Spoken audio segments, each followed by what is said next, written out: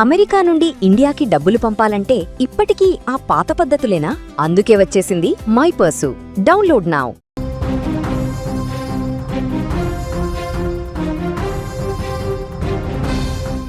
Instagram పైన కేంద్ర ప్రభుత్వం సీరియస్ 7 రోజుల గడువు విధించింది. అసలు ఇన్స్టాగ్రామ్ పైన ఏం వివాదం నెలకొంది? ప్రభుత్వం సీరియస్ కావడానికి గల కారణాలేంటి? అసలు ఏం జరుగుతుంది? సోషల్ మీడియా దిగ్గజం మెటాకు చెందినటువంటి ఇన్స్టాగ్రామ్లో బాలల లైంగిక దోపిడీ వేధింపులకు సంబంధించినటువంటి కంటెంట్ చెల్లింపు ప్రకటనల రూపంలో ప్రత్యక్షం కావడం పైన కేంద్ర ప్రభుత్వం ఇప్పుడు తీవ్రంగా స్పందించింది. ఈ వ్యవహారం పైన మెటాకు శనివారం నోటీసులు కూడా జారీ చేసింది కేంద్ర ఎలక్ట్రానిక్స్ ఐటీ మంత్రిత్వ శాఖ. వారం రోజుల్లో గనక సమగ్ర వివరణ ఇవ్వాలంటూ కూడా ఆదేశించింది. నిర్దేశిత గడువులోగా స్పందించకుంటే ఇన్ఫర్మేషన్ టెక్నాలజీ చట్టం పోక్సో చట్టం 2012 కింద కఠిన చర్యలు తీసుకుంటామంటూ కూడా హెచ్చరించింది ప్రభుత్వం. ఒక ప్రముఖ అంతర్జాతీయ మీడియా సంస్థ ఇటీవల ప్రచురించినటువంటి ఒక కథనంతో ఈ యొక్క వివాదం అంతా కూడా బయటపడింది. మెటాకు చెందిన ఇన్స్టాగ్రామ్, ఫేస్బుక్లలోని ఆల్గారిథములు చైల్డ్ పోర్న్ కంటెంట్ను ప్రోత్సహిస్తున్నాయని, తగినన్ని భద్రతా చర్యలు లేవని ఆ యొక్క కథనంలో పేర్కొన్న అంతర్జాతీయ సంస్థ.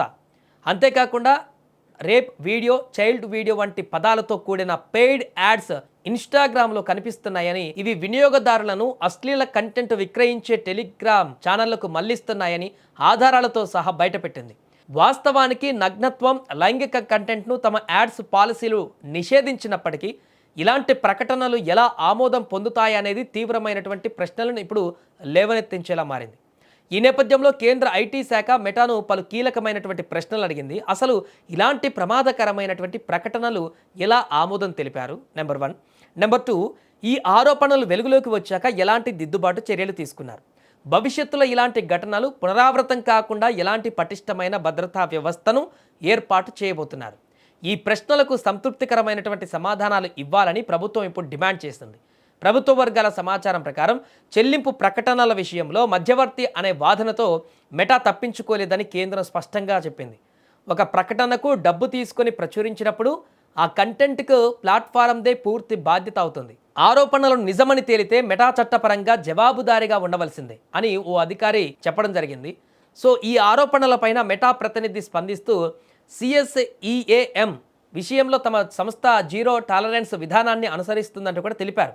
ఇలాంటి కంటెంట్ను, దానిని వ్యాప్తి చేసే నేరగాళ్లను గుర్తించడానికి మేము అధునాతన AI టెక్నాలజీని ఉపయోగిస్తున్నాము. అయినప్పటికీ 350 కోట్లకు పైగా ఉన్న మా వినియోగదారులకు దాంట్లో దాగి ఉన్నటువంటి నేరగాళ్లతో మా పోరాటం నిరంతరం కొనసాగుతూనే ఉంటుంది. మా నిపుణుల బృందాలు రక్షణ వ్యవస్థలను ఎప్పటికప్పుడు మెరుగుపరుస్తూనే ఉన్నాయని తాజాగా ఒక మెయిల్ రూపంలో కూడా సమాధానంలో పేర్కొన్నారు మెటా సంస్థ.